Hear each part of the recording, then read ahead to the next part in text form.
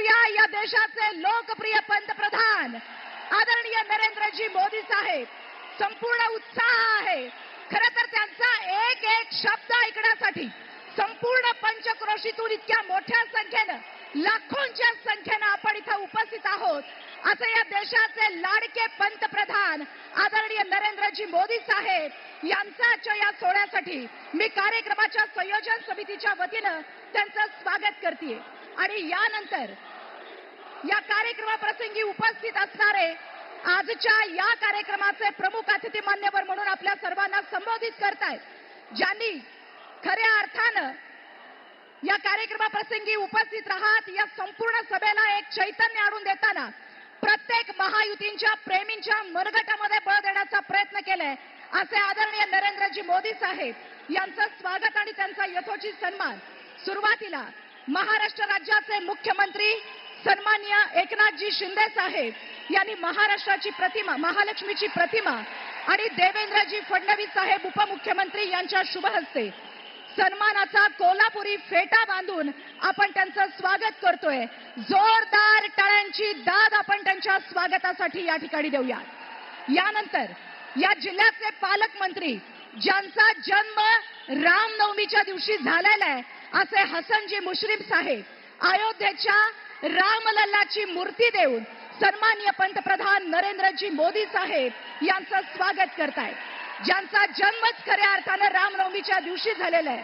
प्रभू रामचंद्रांच्या विचारानं आपलं ध्येय सुरू आहे असे हसनजी मुश्रीफ साहेब यांच्यानंतर खासदार संजयजी मंडलिक साहेब कोल्हापुरीचा सेंद्रिय गूळ ते सन्माननीय पंतप्रधान साहेबांना देत आहेत. सन्माननीय खासदार संजयजी मंडलिक साहेब यांच्या शुभ हस्ते कोल्हापूरचा सेंद्रिय गूळ आपण पंतप्रधान साहेबांना प्रदान करतोय. यानंतर सन्माननीय खासदार धैर्यशीलजी माने यांच्या वतीनं संत श्रेष्ठ गुरु बाळू मामांची मूर्ती, लाखोंच्या श्रद्धेने इथं बाळू मामांचे भक्त उपस्थित आहेत. या भक्तांच्या साक्षीनं पंतप्रधान साहेबांना संपूर्ण कोल्हापूरवासियांच्या वतीनं संत गुरु बाळू मामांची मूर्ती या ठिकाणी प्रदान करण्यात येते. पण त्याच्या आधी या निमित्तानं सन्मान्य खासदार धनंजयजी महाडिक साहेब महालक्ष्मीची अतिशय देखणी अशी मूर्ती आपण इथं देतोय. या करवीर नगरीमध्ये सन्मान्य खासदार महाडिक साहेबांच्या शुभ हस्ते आदरणीय नरेंद्रजी मोदी साहेब यांचं स्वागत या ठिकाणी झालंय. मी सगळ्या मान्यवरांचं स्वागत करतेय आणि सर्वांना पुन्हा एकदा स्थानापन्न होण्यासाठी विनंती करतेय. आणि यानंतर मी या ठिकाणी आमंत्रित करतेय ज्यांनी खऱ्या अर्थानं हिंदू हृदय सम्राट आदरणीय बाळासाहेब ठाकरे आणि धर्मवीर आनंदजी दिघे साहेबांच्या विचारांचा वसा आणि वारसा अखंडपणे पुढे घेऊन जाताना हिंदुत्वाचा पुरस्कार केला असे महाराष्ट्र राज्याचे मुख्यमंत्री नामदार एकनाथजी शिंदे साहेब यांना मी विनंती करते त्यांनी या विराट आणि ऐतिहासिक सभेला संबोधित करावं.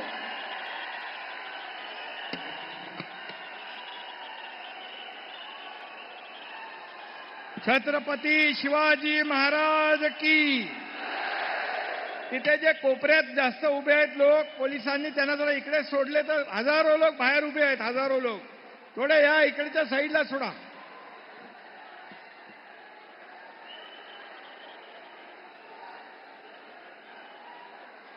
अयोध्यापती प्रभू रामचंद्र की जय श्रीराम. करवीर वासिनी अंबाबाईला त्रिवार वंदन. ज्योतिबाच्या नावानं चांग भलं.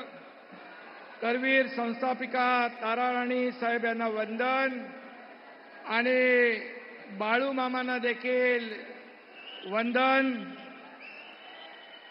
राजश्री शाहू महाराजांना वंदन. आणि या देशाचे लोकप्रिय, यशस्वी आणि फक्त देशात नाही तर जगभरामध्ये पहिल्या नंबरचे लोकप्रिय प्रधानमंत्री नरेंद्र मोदीजी यांचं मी करवीर नगरीमध्ये आपल्या सगळ्यांच्या वतीने मनापासून स्वागत करतो. आणि जीवाला जीव देणाऱ्या कोल्हापूरकर वासियांना माझा रामराम करतो, नमस्कार करतो. आणि मोदीजींचं या पावन धर्तीवर मनापासून या ठिकाणी पुन्हा एकदा स्वागत करतो आणि त्यांना धन्यवाद देतो की त्यांनी आपल्याला या ठिकाणी सभेची वेळ दिली.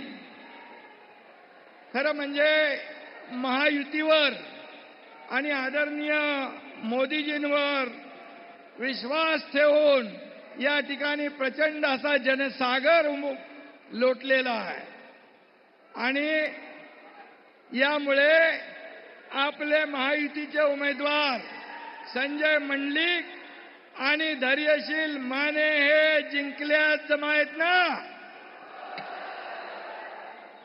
धनुष्यबाण आला आणि पंजा कायमचा गेला. इथली जनता 7 तारखेला धनुष्यबाणाच्या खटक्यावर बोट ठेवेल आणि विरोधकांचा टांगा पलटी आणि घोडे फरार. मोदीजी खरं म्हणजे आपले विश्व नेते आहे. मोदीजींचा कोणी नाद करायचा नाही ना. आपलं ठरलंय ना, मत मोदीजींना आणि मत धनुष्यबाणाला. मगाशी देवेंद्रजींनी सांगितलंय आणि आपल्या धैर्यशीलला मत म्हणजे मोदीजींना मत, संजय मंडलिक यांना मत म्हणजे मोदीजींना मत आणि मोदीजींना मत म्हणजे देशाच्या विकासाला मत. आणि म्हणून गरीब, कष्टकरी, शेतकरी, महिला, वंचित समाजातल्या प्रत्येक घटकाच्या सर्वांगीण विकासाला मत. आणि म्हणून मोदीजींच्या प्रत्येक श्वासात विकास आणि प्रगतीचा ध्यास आहे. विकासाबरोबर ते देशाचा वारसाही जपत आहेत. आणि म्हणून आपण काय म्हणतो, मोदी है तो सब मुमकिन है. आणि म्हणून या देशामध्ये गॅरंटी कुणाची चालते? बाकी गॅरंटी फेल झाल्यात, फक्त एकच गॅरंटी चालू आहे आणि मोदी गॅरंटी. या देशाला जगामध्ये सन्मान मिळवून देण्याची गॅरंटी, शेतकरी महिलांना सक्षम करण्याची गॅरंटी, बहुजनांच्या विकासाची गॅरंटी आणि तरुणांच्या स्वप्नपूर्तीची गॅरंटी. या गॅरंटीच्या आड येणाऱ्यांचं काय होईल? काटा किर्र झाल्याशिवाय राहणार नाही. आणि म्हणून काँग्रेसचं काय चाललंय? येड्याची जत्रा आणि पेड्याचा पाऊस. पडू द्या त्यांचा. मोदींकडे नुसते आश्वासनाचे पेढे नाहीत, त्यांच्याकडे गॅरंटी आहे. आणि म्हणून एड पेरलं आणि खूळ उगवलं अशी राहुल गांधींची अवस्था आहे. आणि म्हणून त्यामुळे त्यांच्या नादाला खुळबी लागत नाही. आणि म्हणून आपण कोल्हापुरामध्ये येत असताना फक्त लोकांकडे मतं मागायला जातो का? तर नाही. संकट येऊ द्या, वादळ येऊ द्या, आपत्ती येऊ द्या, महापूर येऊ द्या, त्यावेळेस मग महालक्ष्मी एक्सप्रेस पुरात अडकली असेल, तेव्हाचा प्रसंग असू द्या, आपण सगळेजण जीव धोक्यात घालून या ठिकाणी कोल्हापूरकरांना मदत करण्याचं काम करत असतो आणि केलंय. मी स्वतः आठवतोय, इथे सगळेजण आपले व्यासपीठावर आहेत. 12 दिवस या पुरातल्या सर्वसामान्य लोकांना आपण मदत करत होतो. आणि एक गर्भवती आदरणीय मोदीजी रात्री गर्भवती अडली होती. एनडीआरएफ सुद्धा म्हणत होतं रात्री कसं जाणार, परंतु आपल्या कार्यकर्त्यांसह मी स्वतः गेलो, त्या गर्भवती महिलेची सुटका केली, तिला सुरक्षित ठिकाणी घेऊन गेलो. हे आपल्या लोकांचं काम आहे, ही सेवा आहे आपली. तेव्हा कोल्हापूरकरांच्या माणुसकीचं दर्शन घडलं.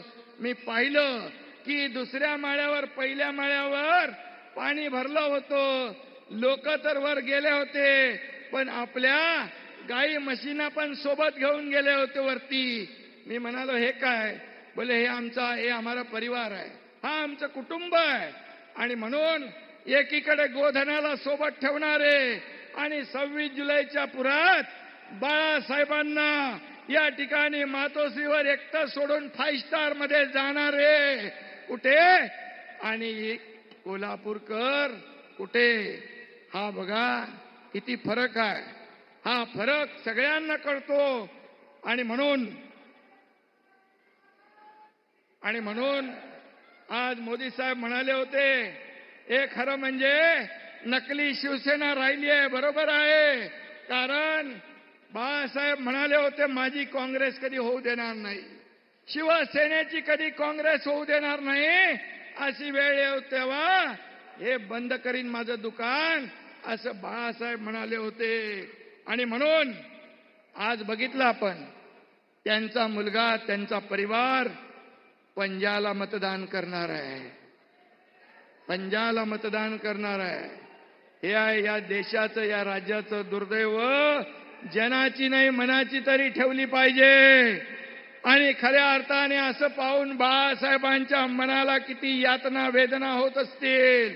ज्या गोष्टीचा खेद वाटायला पाहिजे ते जाहीरपणे सांगतायत, याच्यामध्ये अभिमान वाटतोय त्यांना.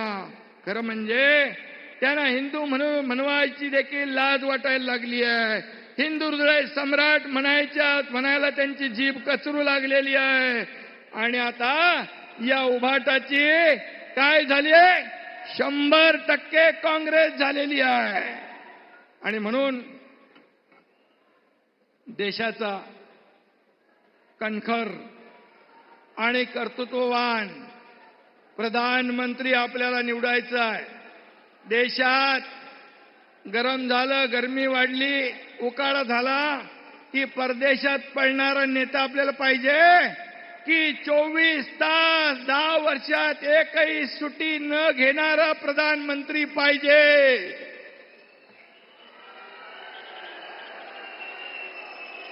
आईच्या मृत्यूचं दुःख विसरून स्वतःला देश सेवेसाठी वाहून घेणारा आपल्याला प्रधानमंत्री पाहिजे.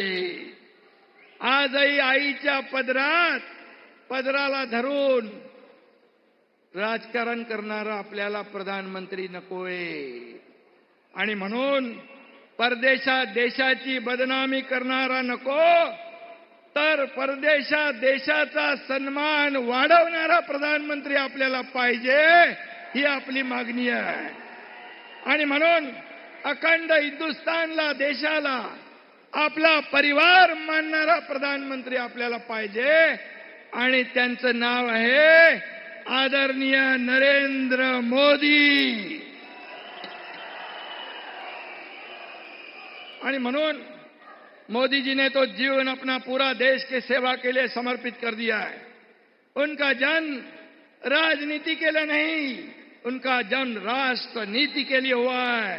प्राण जाए पर वचन न जाए, यही उनकी पहचान है ना पहचान. आणि म्हणून मगाशी आपण जय श्रीरामचा नारा दिला. त्यांनी फक्त अयोध्यामध्ये फक्त राम मंदिर नाही बांधलं, तर करोडो राम भक्तांचं आणि बाळासाहेबांचं स्वप्न साकार केलं. आणि म्हणून मी त्यांना मनापासून धन्यवाद देतो. इंडिया आघाड़ी के लिए तो सत्ता ही भगवान है और भ्रष्टाचारी उनका धर्म है. विरोधी दल हर रोज मोदी जी को टारगेट कर रहा है, पर देश की जनता देख रही है, देश देख रहा है. एक मोदी सबको भारी पड़ रहा है, पूरे देश ने देखा है.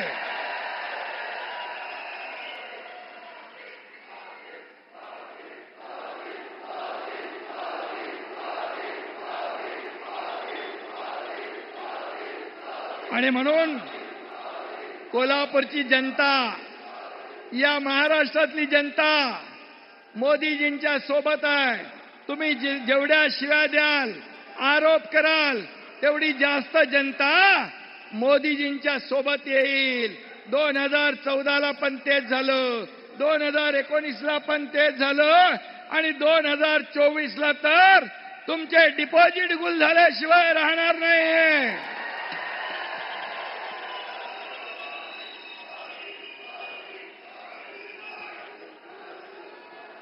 महाराष्ट्र में हर घर मोदी मन मन मोदी है.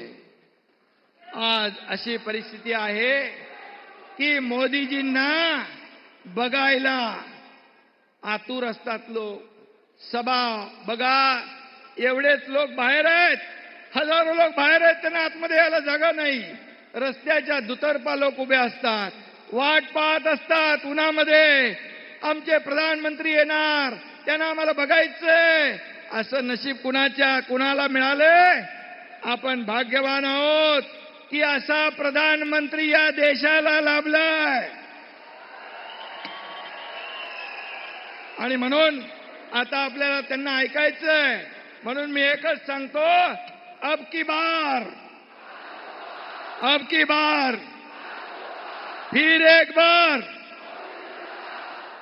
आणि म्हणून 400 मध्ये आपले 2 उमेदवार पण पाहिजे ना खासदार, संजय मंडलिक आणि धैर्यशील माने. येत्या 7 तारखेला त्यांच्या नावासमोरच्या धनुष्यबाणाचं बटन दाबा आणि यांना मोदीजींचे हात मजबूत करायला दिल्लीला पाठवा, एवढीच विनंती करतो. धन्यवाद. जय हिंद, जय महाराष्ट्र, जय श्रीराम.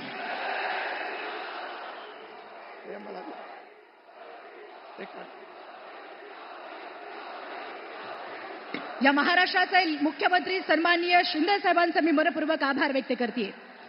और इसके बाद मैं आमंत्रित करती हूँ भारत को आत्मनिर्भर और विकसित बनाने का जिनका अथक प्रयास है, करोड़ों हिंदुस्तानी नागरिकों के दिल की और मन की बात जो जानते हैं, पूरे विश्व में जिनके नाम का डंका है, दुनिया के सबसे बड़े लोकतंत्र के सबसे लोकप्रिय प्रधानमंत्री आदरणीय नरेंद्र मोदी जी, जोरदार तालियों के साथ हम फिर से स्वागत करते हैं.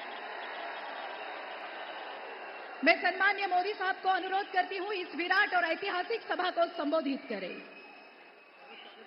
भारत माता की, भारत माता की, भारत माता की जय भवानी, जय भवानी. करवीर निवासिनी आई महालक्ष्मीच्या, आई अंबाबाईच्या चरणी त्रिवार वंदन करतो.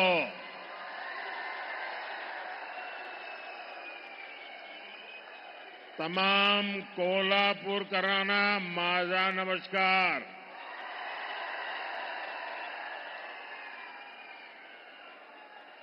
ये धरती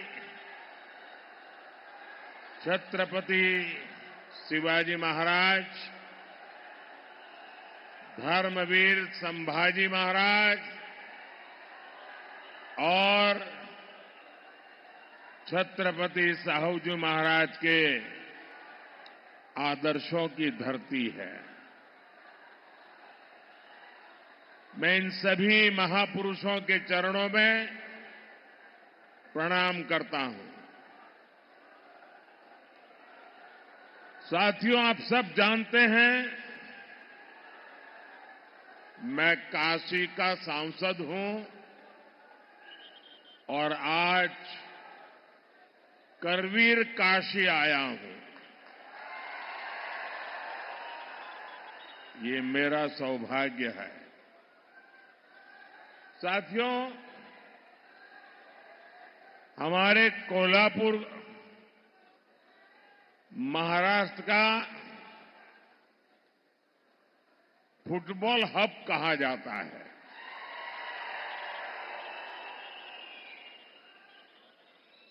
फुटबॉल यहां के युवाओं में बहुत पॉपुलर है. और आपको अगर फुटबॉल की भाषा में मैं बताऊं तो कल दूसरे चरण का मतदान पूरा होने के बाद बीजेपी और एनडीए 2-0 से आगे चल रहे हैं।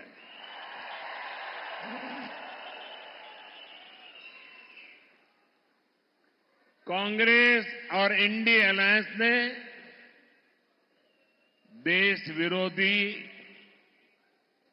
और नफरत की राजनीति के 2 सेल्फ गोल कर लिए हैं और इसलिए ये पक्का हो गया है फिर एक बार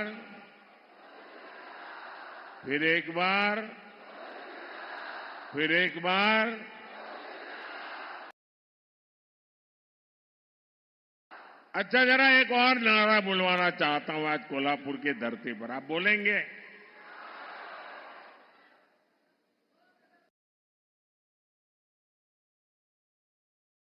अभी मैं बोल रहा था फिर एक बार, अब मैं नहीं बोलूंगा, आप बोलेंगे फिर एक बार, ठीक है?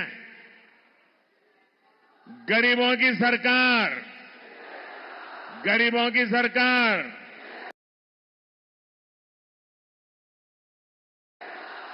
एससी, एसटी, ओबीसी की सरकार, विकास को समर्पित सरकार,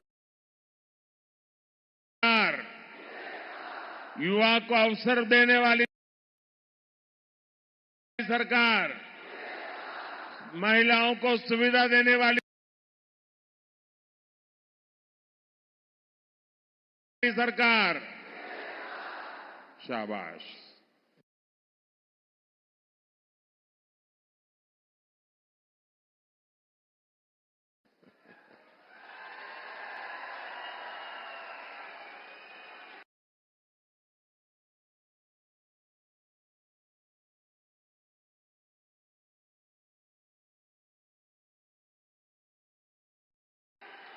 भाई और बहनों,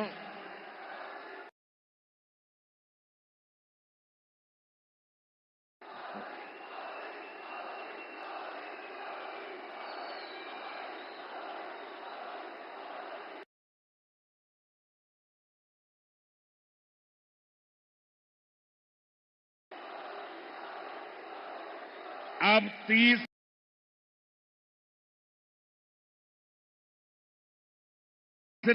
चरण में बॉल कैरियर की जिम्मेदारी कोल्हापुर वासियों के पास आने वाली है।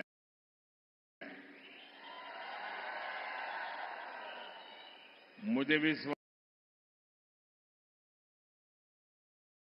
है आप ऐसा गोल दागेंगे,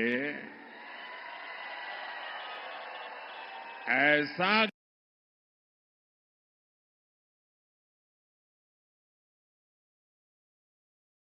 गोल दागेंगे कि आगे के सारे राउंड भी इंडिया अलायंस वाले चारों खाने चित रहेंगे।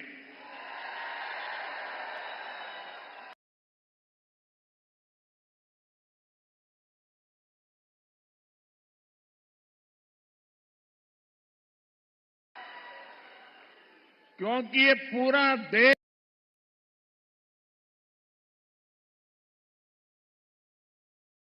जानता है जगत भारी कोल्हापुरी, जगत भारी। क्या आप ऐसा करने देंगे?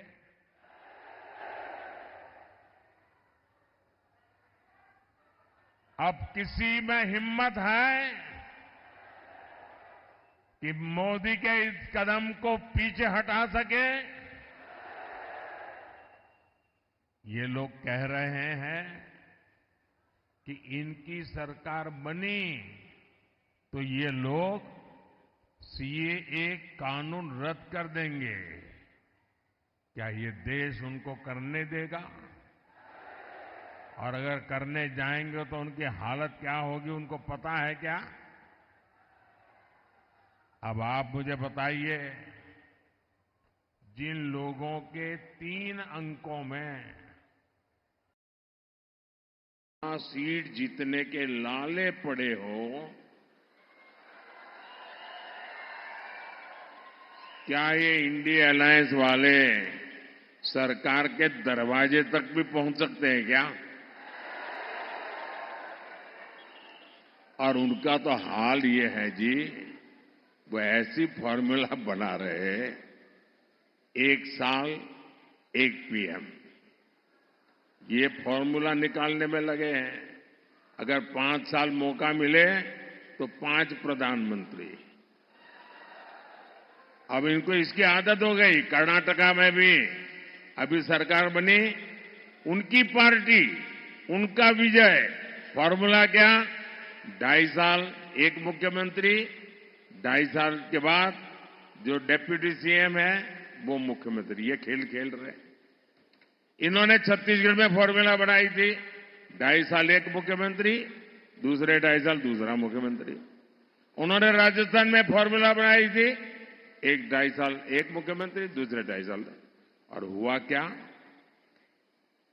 ये फॉर्मूला निकालने वाले लोग 5 साल में 5 प्रधानमंत्री देश पर थोपने के सपने देखने वालों को ये देश कभी भी सहन करने वाला नहीं है।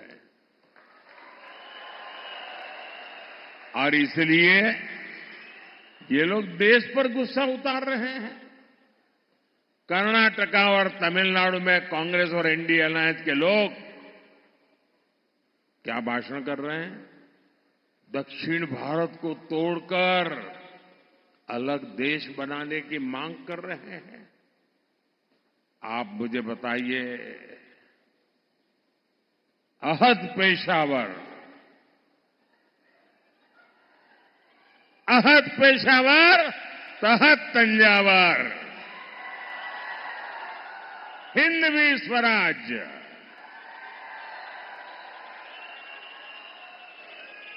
ये घोषणा जिस धरती पर हुई, छत्रपति शिवाजी महाराज की धरती, क्या कभी भी कांग्रेस के ऐसे एजेंडे को स्वीकार करेगी क्या? इन्हें जवाब मिलना चाहिए। मिलेगा कि नहीं मिलेगा? तगड़ा जवाब मिलेगा। साथियों, अयोध्या में राम मंदिर का 500 साल पुराना सपना पूरा हुआ।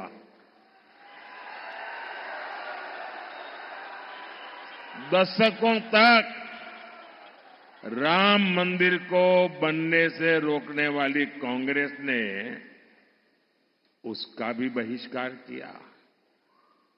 और ये कांग्रेस कितनी अधपतन में गई है।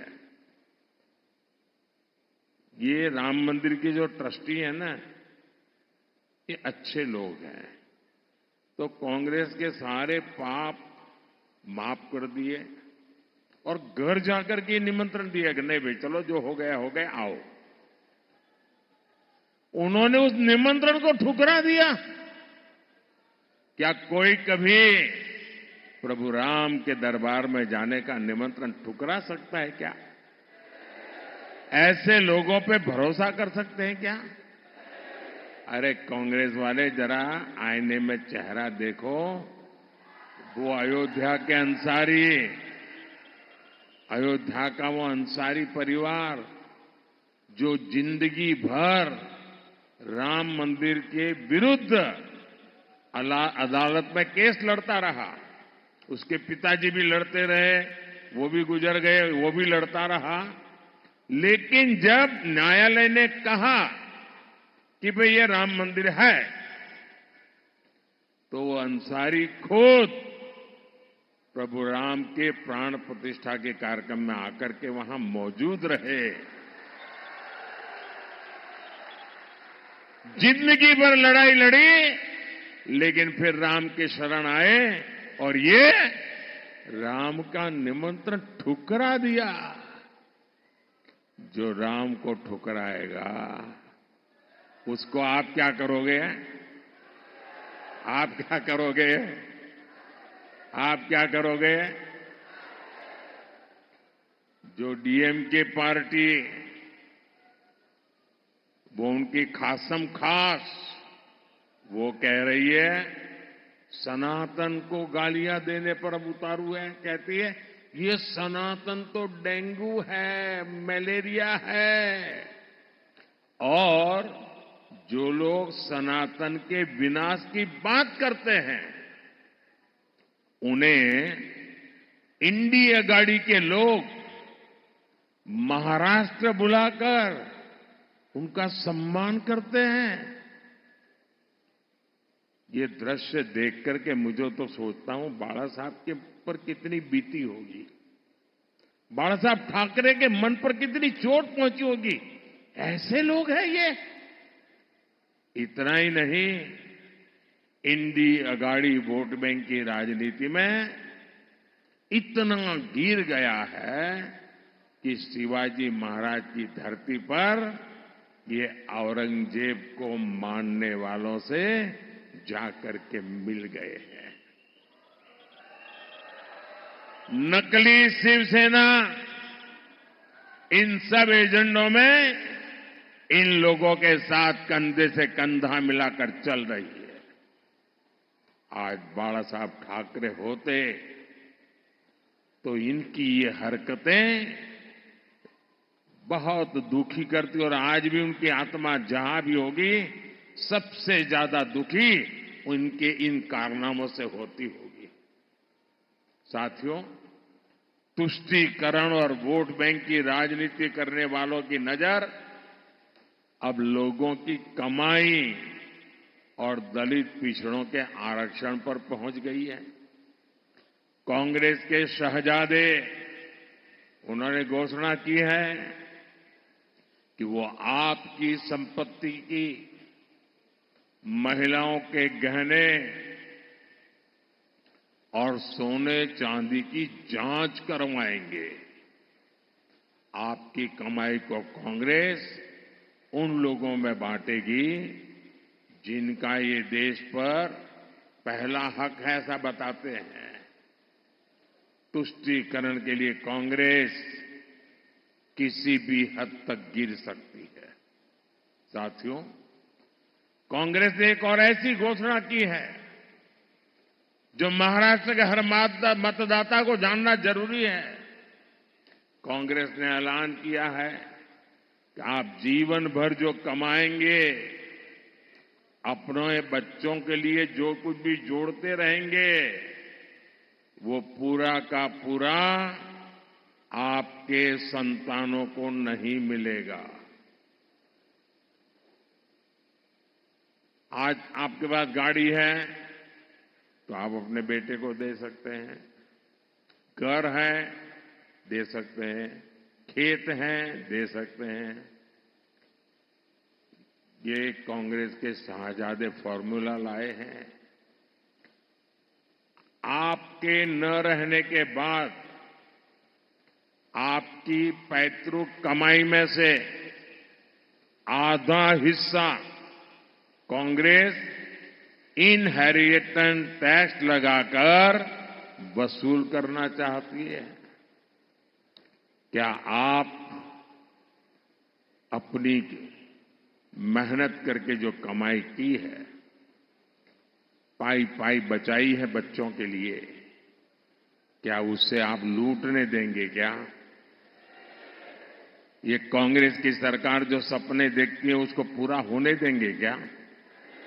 साथियों, महाराष्ट्र बाबा साहब आंबेडकर, छत्रपति साहू जी महाराज, ज्योतिबा फुले की धरती है। महाराष्ट्र की यह धरती सामाजिक न्याय का प्रतीक है। लेकिन कांग्रेस और इंडी अघाड़ी ने सामाजिक न्याय की हत्या करने की भी ठान ली है। हमेशा बाबा साहब का अपमान करने वाली कांग्रेस अब दलितों, पिछड़ों के आरक्षण पर डाका डालने की तैयारी में है। कांग्रेस महाराष्ट्र समेत पूरे देश में आरक्षण का अपना कर्नाटका मॉडल लागू करना चाहती है। और ये कर्नाटका मॉडल क्या है? इस देश के दलितों ने, आदिवासियों ने, पिछड़ों ने, एससी, एसटी, ओबीसी सबने समझने जैसा है जी। बड़ा भयंकर है मॉडल। कर्नाटका में कांग्रेस सरकार ने ओबीसी कोटे में जो 27% आरक्षण है वो मुसलमानों को देने के लिए उन्होंने क्या किया? रातों रात एक कागज पे थप्पा मार करके सभी मुसलमानों को ओबीसी बना दिया रातों रात।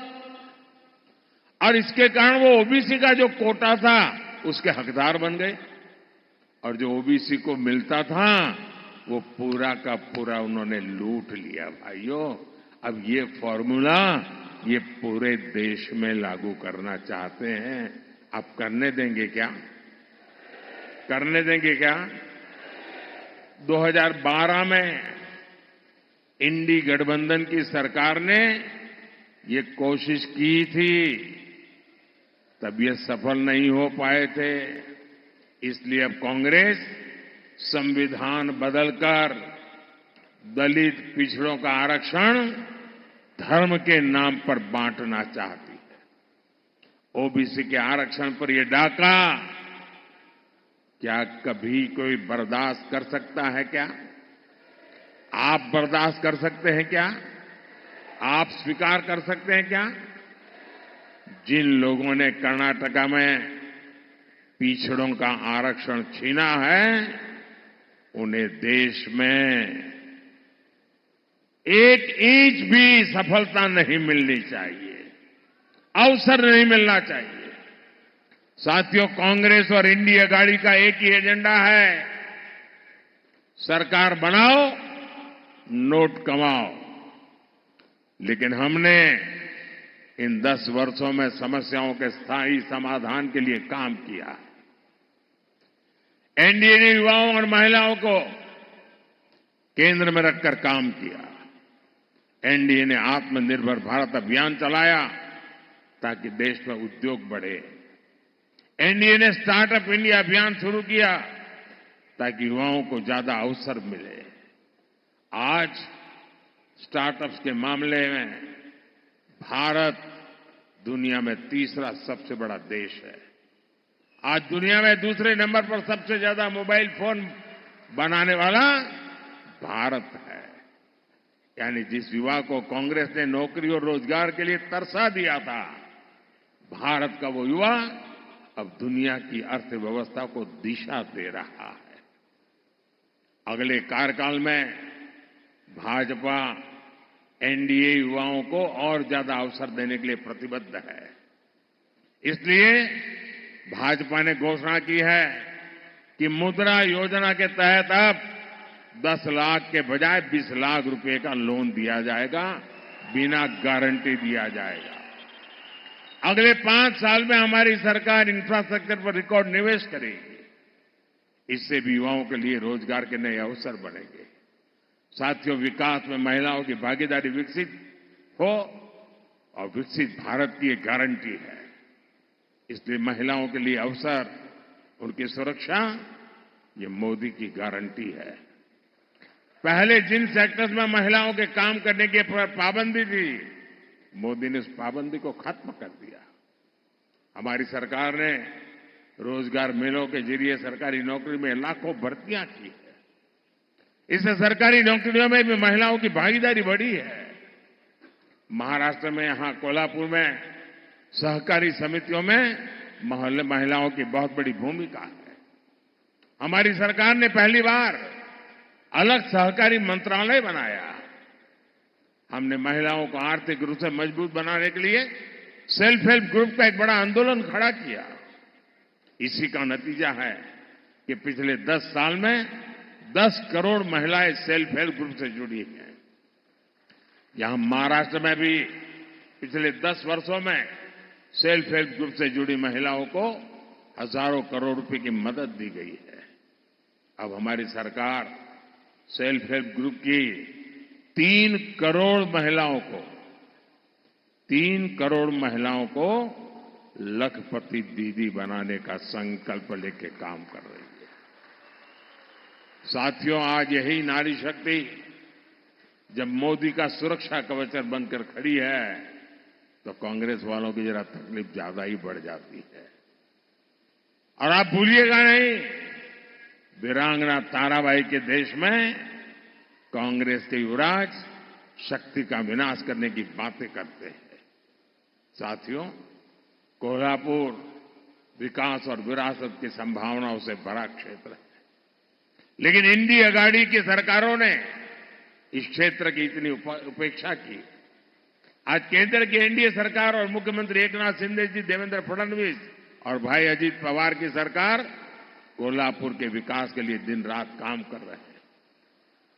मुंबई बेंगलुरु हाईवे के विस्तार का काम तेजी से चल रहा है। शक्तिपीठ एक्सप्रेसवे के जरिए महाराष्ट्र का एक बड़ा हिस्सा आधुनिक कनेक्टिविटी से जुड़ने जा रहा है। हमने कोल्हापुर और क्षेत्र के नई ट्रेनें दी है और भविष्य में यहां वंदे भारत ट्रेनें भी चलेगी। हमने कोल्हापुर वैभववाड़ी रेलवे लाइन को मंजूरी दी है, जिससे कोंकण क्षेत्र की कनेक्टिविटी और बढ़ेगी। कोल्हापुर एयरपोर्ट के लोकार्पण का सौभाग्य भी मुझे ही मिला है। भाई और बहनों, इस क्षेत्र में अंबाबाई शक्तिपीठ का आशीर्वाद प्राप्त है।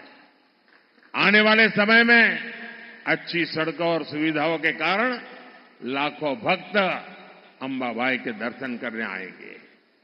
यहां उद्योग, व्यापार और पर्यटन से जुड़े अवसर पैदा होंगे।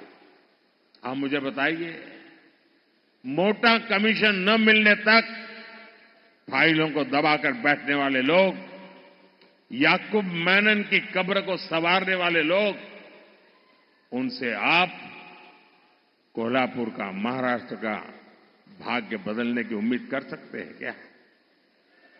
ये लोग महाराष्ट्र को आगे लेकर जा सकते हैं क्या?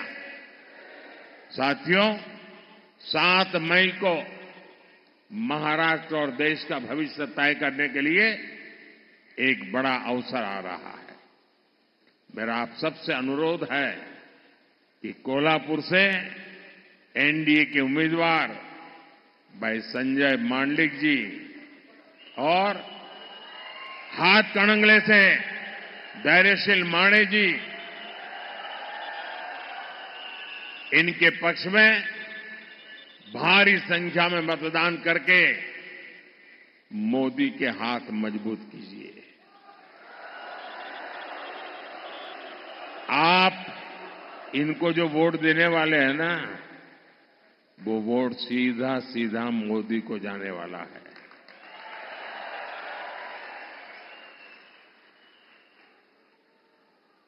लेकिन गर्मी बहुत है, कहीं कहीं शादियां भी है, फिर भी मतदान ज्यादा होगा ना? आप घर घर जाएंगे, मतदाताओं को जगाएंगे, आप पोलिंग बूथ जीतेंगे, मतदान के पुराने सारे रिकॉर्ड तोड़ेंगे, पक्का? अच्छा, मेरा एक काम करेंगे, ये मेरा पर्सनल काम है, करेंगे? जरा हाथ ऊपर करके बताइए, करेंगे? करेंगे? मेरा एक काम करना,